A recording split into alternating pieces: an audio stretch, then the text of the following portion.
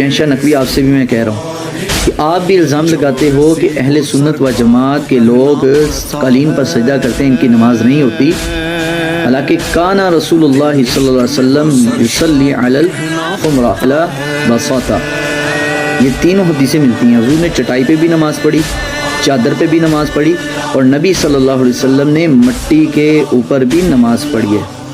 تو یہ یاد رکھیے، آپ اس بہانے پر کہ جی ہم مٹی کا ڈھیلا رکھتے ہیں اور مٹی کا ڈھیلا رکھنے کے بعد اس پر سجدہ کرتے ہیں، یہی سنت رسول ہے، تو قالین پر، کپڑے پر اور چٹائی پر نماز پڑھنا بھی میرے آقا کی سنت ہے۔ یہ چیلنج ہے آپ کو، آپ اپنی کتابوں سے ثابت کرو، ہم آپ کو آپ کی کتابوں سے حوالہ دیں گے۔ حق پر سجدہ، سجدگاہ ایک ایسا عنوان ہے کہ جو قرآن و سنت سے ثابت ہے۔ وَجُعِلَتْ لِيَ الْأَرْضُ سُجَّدًا، اللہ نے میرے لیے زمین کو، خاک کو سجدگاہ قرار دیا ہے۔ یہ حدیث پیغمبر ہے کہ جسے علماء اہل سنت نے اپنی کتابوں میں، بالخصوص بخاری میں اور صحیح نسائی میں، ابن ماجہ میں اور سنن ابن داؤد وغیرہ میں اس حدیث کو نقل کیا۔ پیغمبر جب سجدہ کیا کرتے تھے تو آپ قالین پر سجدہ نہیں کرتے تھے، پیغمبر اکرم کپڑے پہ سجدہ نہیں کرتے تھے، بلکہ آپ نے اپنے ایک صحابی کو دیکھا کہ جو نماز پڑھ رہے تھے اور ان کا امامہ زمین کے اور ان کے درمیان حائل تھا، ان کے ماتھے میں، ان کی پیشانی اور زمین کے درمیان حائل تھا۔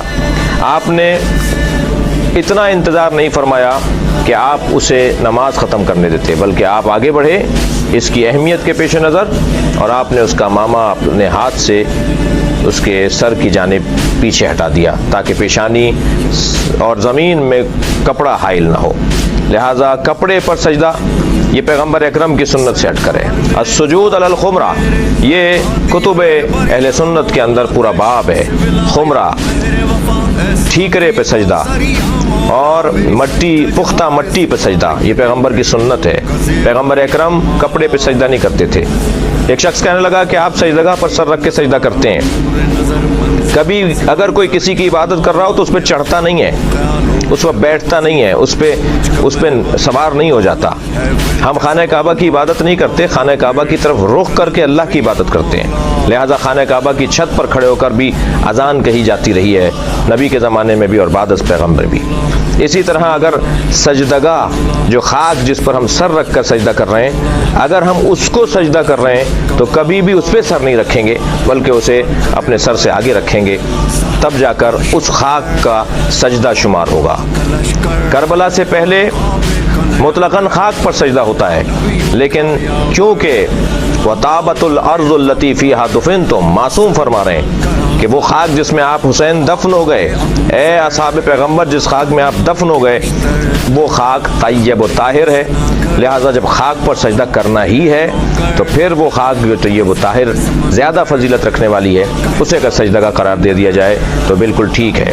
ایک شخص نے ہم سے کہا کہ آپ خاک پر سر رکھتے ہیں، آپ سجدگاہ پہ سر رکھ کے سجدہ کرتے ہیں، لہٰذا آپ شرک کرتے ہیں۔ میں نے ان سے پوچھا کہ آپ کہاں سر رکھتے ہیں؟ کہنے لگے ہم ہر جگہ رکھ لیتے ہیں۔ تو میں نے کہا پھر بڑا مشرک کون ہوا؟ جو ہر جگہ سر رکھ لے اس کے اوپر تو کوئی اعتراض نہیں، اور جو مخصوص جگہ پر سر رکھے اور پاک اور خاک پر سر رکھے اسے مورد الزام ٹھہرا جائے۔ کتب اہل سنت کے اندر السجود علی الخمرہ ایک پورا باب ہے سجدگاہ کے عنوان سے۔ پیغمبر نے کبھی کپڑے پہ سر نہیں رکھا، ہمیشہ پختہ مٹی پر اور ٹھیکرے پر اور خاک پر سر رکھا ہے، یہی سنت پیغمبر۔